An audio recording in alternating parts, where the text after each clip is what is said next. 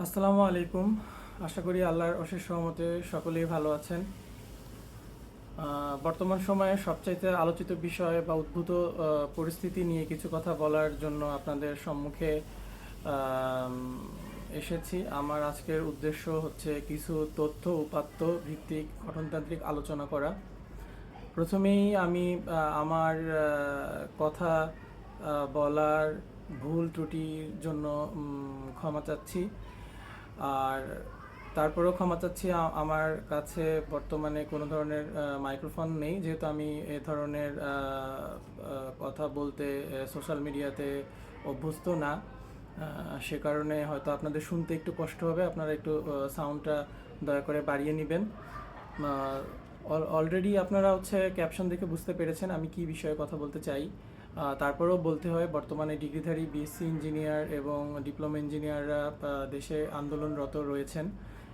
সেক্ষেত্রে বিএসসি ইঞ্জিনিয়ারদের দাবিগুলোর মধ্যে একটি উল্লেখযোগ্য দাবি হলো ডিপ্লোমা ডিগ্রিধারীরা ডিপ্লোমা ইঞ্জিনিয়ার লিখতে পারবেন না। এবং আন্দোলনরত বিএসসি শিক্ষার্থী যারা রয়েছেন তারা প্রতিনিয়ত বিভিন্ন সংবাদ মাধ্যমে সাক্ষাৎকারে বলছেন যে ডিপ্লোমা ডিগ্রিধারীরা হলো টেকনিশিয়ান। তো আজকে আমার মূল উদ্দেশ্যই হচ্ছে যে আসলেই ডিপ্লোমা ডিগ্রিধারীরা কি ডিপ্লোমা ইঞ্জিনিয়ার নাকি টেকনিশিয়ান বা তাদের অন্য কোনো পদবি হওয়া দরকার, সে বিষয়ে আলোকপাত করা। তো যেহেতু এটা আমাদের শুধু দেশের বিষয় নয়, সারা পৃথিবীতেই এ ধরনের ডিগ্রি রয়েছে। তো আমি আজকে আমার উদ্দেশ্য হলো পুরো পৃথিবী থেকে উল্লেখযোগ্য কিছু দেশের বিষয় আপনাদের সম্মুখে তুলে ধরা, যে তাদের দেশে ডিপ্লোমা ডিগ্রিধারীদের অবস্থান, সম্মান, চাকরিতে, মানে তাদের ডিটেলসটা আসলে তুলে ধরা হচ্ছে আজকে আমার মূল উদ্দেশ্য। তো সেক্ষেত্রে আমি কিছু দেশের কথা বলবো। আমি আপনারা একটু কষ্ট করে এবং ধৈর্য ধরে শুনবেন। আমি চেষ্টা করব সর্বোচ্চ কম সময়ে সর্বোচ্চ পরিমাণ তথ্য উপাত্ত আপনাদের সামনে তুলে ধরার জন্য।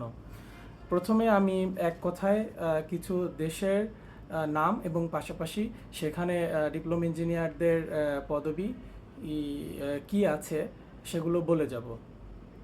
প্রথমেই আমি বলবো ইউএসের কথা।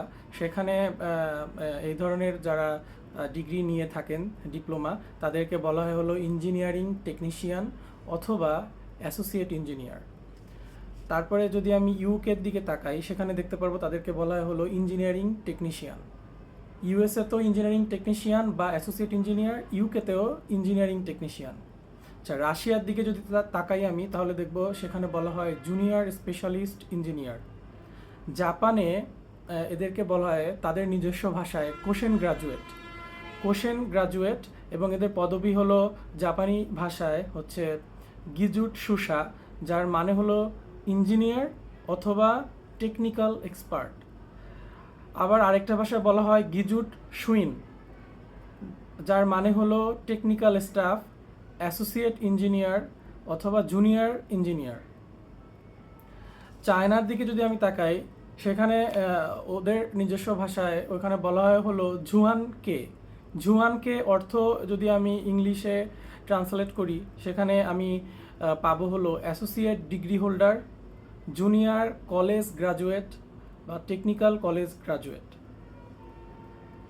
তারপরে যদি আমরা জার্মানির দিকে তাকাই, জার্মানিতে এদেরকে বলা হয় জার্মানি ভাষায় টেকনিকার। টেকনিকারের অর্থ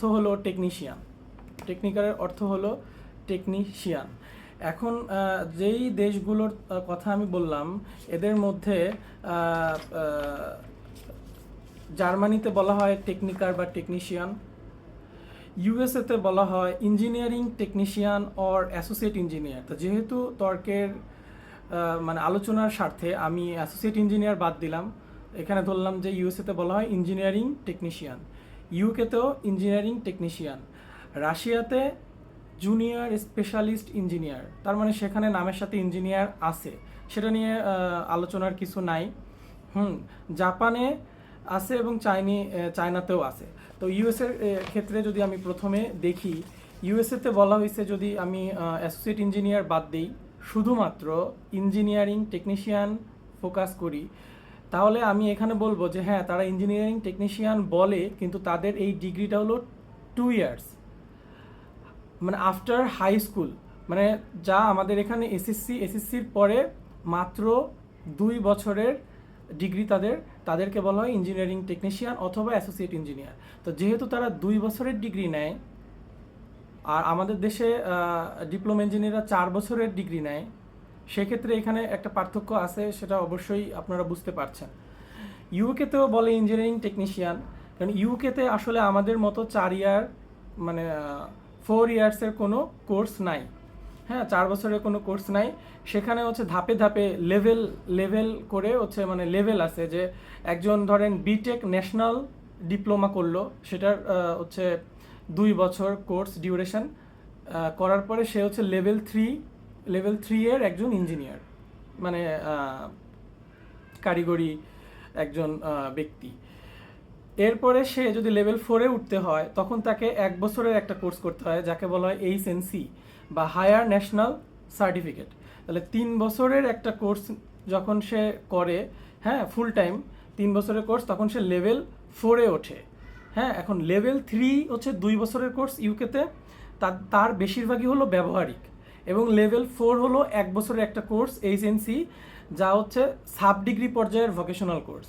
এরপরে তারপরে যদি সে ওঠে, মানে আগের কোর্সটা ছিল HNC, পরবর্তী কোর্সটা হলো HND হায়ার ন্যাশনাল ডিপ্লোমা, 2 বছর ফুল টাইম লেভেল 5। তার মানে সে যদি প্রথম কারিগরি বা ব্যবহারিক যে কোর্সটা ছিল 2 বছর, এবং তারপরে হচ্ছে HNC কোর্স 1 বছর, 3 বছর, এবং HND কোর্স আরও 2 বছর, মোট 5 বছরের যদি সে কোর্সগুলো করে, তাহলে সে হবে লেভেল 5-এর একজন কারিগরি লোক, এবং তার সেই যোগ্যতা হবে ব্যাচেলার ডিগ্রির প্রথম 2 বছরের সমতুল্য।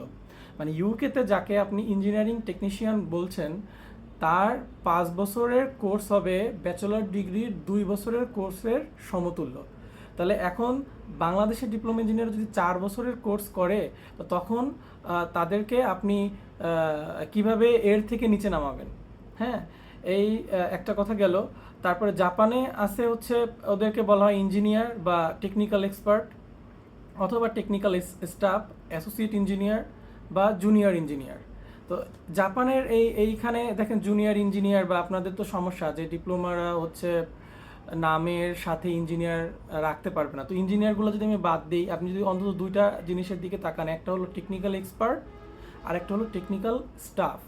তো জাপানের এই 2টা পদবীর দিকে যদি আমি তাকাই, তাহলে আমি দেখব যে তাদের এই কোর্সটা হলো 5 ইয়ার্স কোর্স, এবং তারা যদি চায় তো 3rd ইয়ারে ভর্তি হয়ে বিএসসি করতে পারবে।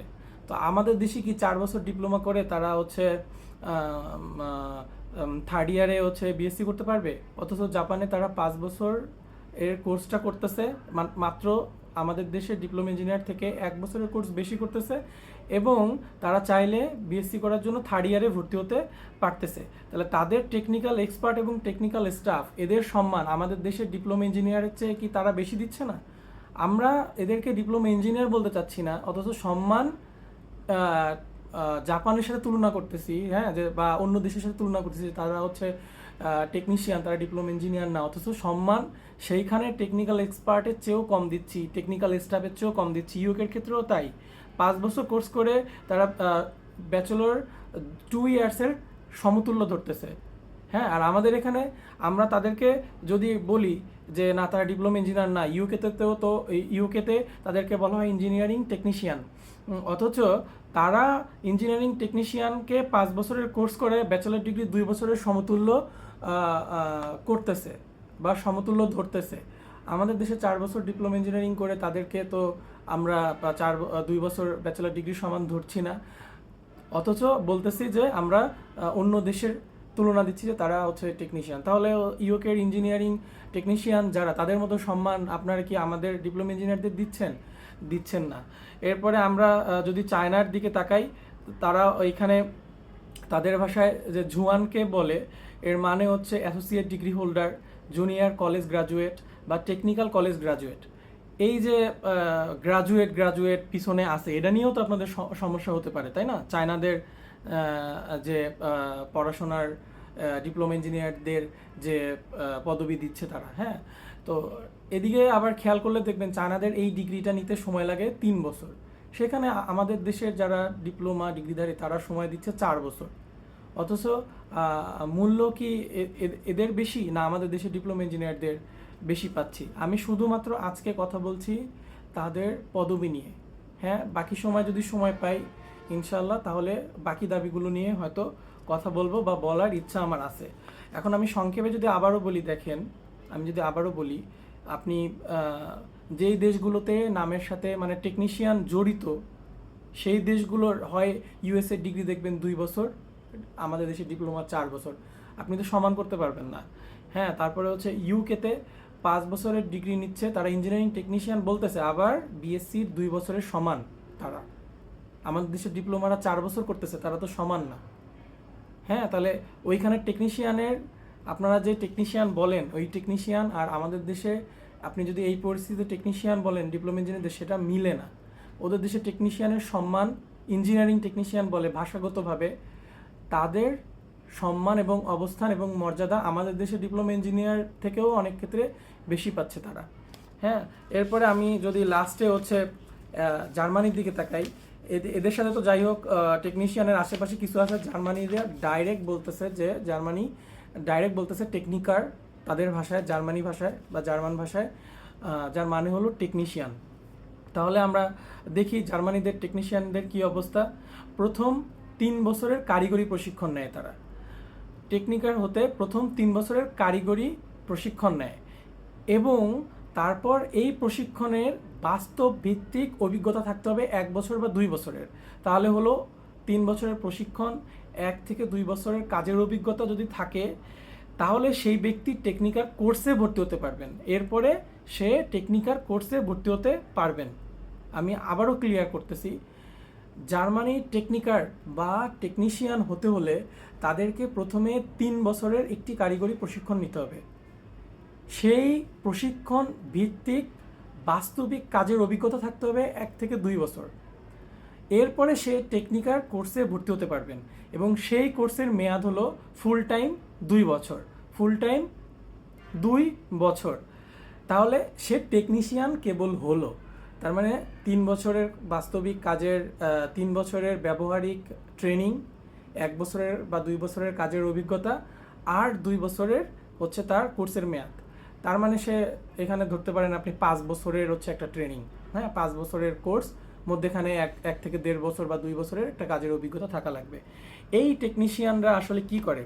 এই টেকনিশিয়ান কোর্স কমপ্লিট করার পর তিনি হবেন রাষ্ট্র স্বীকৃত একজন প্রযুক্তিবিদ এবং জার্মানিতে এই পেশাটা খুবই সম্মানের। টেকনিকার ডিগ্রিধারীরা জার্মানিতে সাধারণত কি হিসাবে তারা কাজ করে থাকেন? এই টেকনিকার বা টেকনিশিয়ানরা জার্মানিতে সাধারণত প্রকৌশল সহকারী হিসাবে বা অ্যাসিস্ট্যান্ট ইঞ্জিনিয়ার হিসেবে কাজ করে থাকেন, প্রকল্প ব্যবস্থাপক বা প্রজেক্ট ম্যানেজার হিসেবে কাজ করে থাকেন, বা বিভিন্ন ভোকেশনাল স্কুলের প্রশিক্ষক হিসেবে কাজ করে থাকেন। আবার জার্মানিতে এই টেকনিক্যাল ডিগ্রিধারী যারা, তারা যদি বিএসসি করতে চান, অনেক ইউনিভার্সিটি তাদের হচ্ছে ক্রেডিটগুলা ট্রান্সফার করে তাদেরকে উচ্চতর সেমিস্টারে ভর্তির সুযোগ দিয়ে থাকেন। মানে তারা টেকনিক্যাল কোর্সে যেই বিষয়গুলো পড়াশোনা করেছেন সেই বিষয়গুলো বিবেচনা করে উচ্চতর সেমিস্টারে ভর্তির সুযোগ জার্মানিতে দিয়ে থাকেন। এখন দেখেন জার্মানির যে টেকনিশিয়ান তারা কি আমাদের ডিপ্লোমা ইঞ্জিনিয়ার থেকে বেশি সুযোগ সুবিধা ভোগ করছে না? এখন আমি দুইটা দেশের নাম বলিনি, সেই দুইটা দেশ হলো আমাদের দক্ষিণ এশিয়ার ভারত এবং পাকিস্তান। সেখানে আমাদের কোর্সের সাথে মিলিয়ে তাদেরও কোর্স রয়েছে। হ্যাঁ, তাদের এই কোর্সটাও হচ্ছে ডিপ্লোমা ইঞ্জিনিয়ারিং কোর্স এবং দুই ক্ষেত্রেই ডিপ্লোমা ইঞ্জিনিয়ারিং কোর্স তাদের, এবং তাদের কোর্সের মেয়াদ হলো 3 বছর করে। হ্যাঁ, ইন্ডিয়াতে ডিপ্লোমা ইঞ্জিনিয়ার কোর্স, পাকিস্তানে বলা হয় ডিপ্লোমা অফ অ্যাসোসিয়েট ইঞ্জিনিয়ার। প্রত্যেকটাই হলো এসএসসির পরে 3 ইয়ার্সের কোর্স। প্রত্যেকটাই হলো এসএসসির পরে 3 ইয়ার্স কোর্স। এখন আমার আলোচনার মূল বিষয়, এবং আপনারা লক্ষ্য করলে দেখবেন যে ম্যাক্সিমাম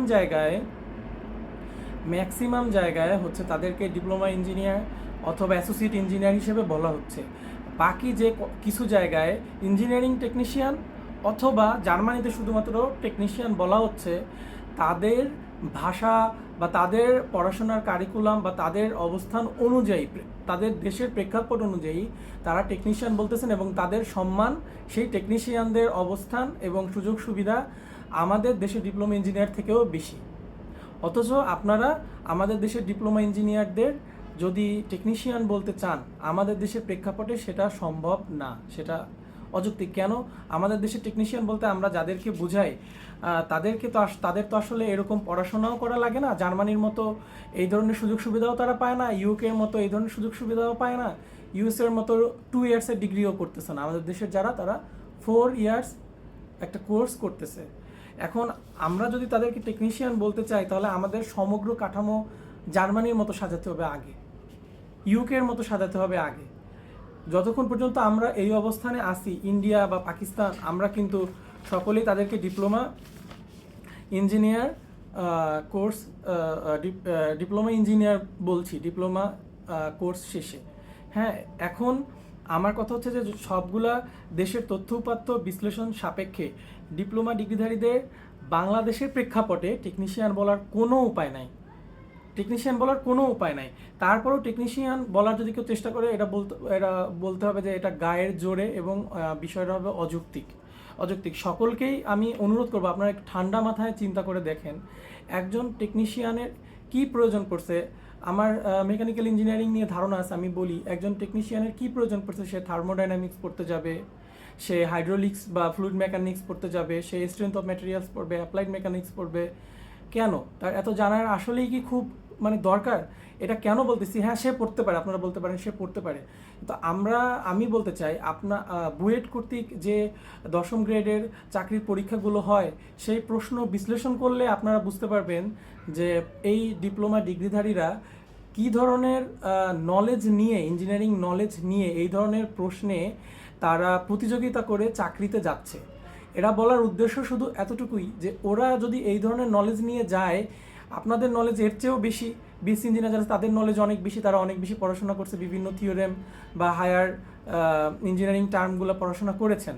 আমার প্রশ্ন হচ্ছে যে বাংলাদেশের প্রেক্ষাপটে কতজন বিএসসি ইঞ্জিনিয়ার আছেন যারা এই হায়ার টার্মগুলা, ইঞ্জিনিয়ারিং উচ্চতর পড়াশোনাগুলো অ্যাপ্লাই করতে পারছেন বাংলাদেশের প্রেক্ষাপটে? সেটা প্রশ্নের দাবিদার। আমার কাছে এটা সন্দেহাতীত যে কতজন পারেন।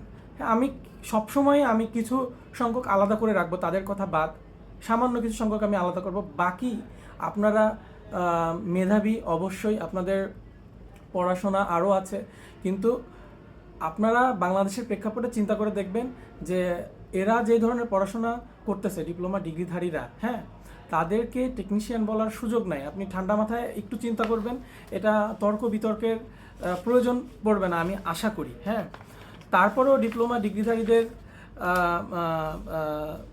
আমি বলবো যে তারাও সহনশীল অবস্থানে থাকবে। প্রকৃতপক্ষে ডিপ্লোমা ইঞ্জিনিয়ার এবং ডিগ্রিধারী বিএসসি ইঞ্জিনিয়াররা আমি মনে করি একজন আরেকজনের পরিপূরক, এবং কেউ কেউ কারো বিরোধী নয়, প্রত্যেকের প্রয়োজন রয়েছে। আর ডিপ্লোমা ইঞ্জিনিয়াররা হলো বিএসসি ইঞ্জিনিয়ার এবং টেকনিশিয়ান বা ফোরম্যানদের মধ্যে একটা ব্রিজ বা একটা সংযোগ। হ্যাঁ, তো আমি পরিশেষে বলতে চাই যে বিএসসি এবং ডিপ্লোমা ইঞ্জিনিয়ার একে অন্যের পরিপূরক, তাই সবাইকেই আহ্বান জানাচ্ছি একে অপরকে অসম্মান করা থেকে বিরত থাকতে। অসম্মান করে আসলে নিজেরাই আপনারা সম্মান হারাচ্ছেন। আমি বলবো যে সম্মান প্রদর্শনে কেউ কখনো ছোট হয় না। আমরা যদি একে অপরকে বোঝার চেষ্টা করি এবং অবস্থান বোঝার চেষ্টা করি, হিংসা, বিদ্বেষ, ক্রোধ এগুলো থেকে নিজেদেরকে বাঁচাই, তাহলে প্রকৃত বিষয় অনুধাবন করা আমাদের জন্য সহজ হবে। আমার কাছে মনে হয় আমরা ডিপ্লোমা ডিগ্রিধারী ডিপ্লোমা ইঞ্জিনিয়ারই হই বা বিএসসি ইঞ্জিনিয়ারই হই, সবার আগে আমাদের উচিত মানবিক হওয়া, মানবিক দিক থেকে চিন্তা করা উচিত। যাই হোক, আমার আজকের আলোচনা এখানেই শেষ। আপনারা হয়তো বলতে পারেন একটা বিষয় নিয়ে কথা বলেছি, বাকি বিষয়গুলো আরও অনেক বিষয় রয়েছে, বা একদিক থেকে চিন্তা করলে হয় না, বা একটা দাবির প্রেক্ষিতে অন্য দাবিগুলো আসে। হ্যাঁ, আসতে পারে। আমি বলবো একটা দাবির প্রেক্ষিতে অন্য দাবি আসা যদি যৌক্তিক হয় তাহলে ঠিক আছে, তা না হলে শুধুমাত্র যৌক্তিক তিনটা দাবি যৌক্তিক হবে তা না। যদি তিনটা দাবির মধ্যে কোনো দাবি বিএসসি ইঞ্জিনিয়ারদের যৌক্তিক হয়, তাহলে তাহলে সেটা ন্যায়সঙ্গত এবং সবাই থাকতে বাধ্য তাদের পক্ষে, সেই দাবির পক্ষে। আর আমি শুধুমাত্র আজকে একটা বিষয় নিয়ে কথা বললাম, যদি পরবর্তীতে সুযোগ হয় ইনশাল্লাহ অন্য বিষয়গুলো তুলে ধরার চেষ্টা করব।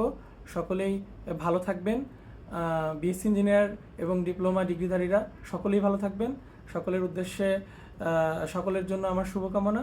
আসসালামু আলাইকুম ওয়া রাহমাতুল্লাহি ওয়া বারাকাতুহু।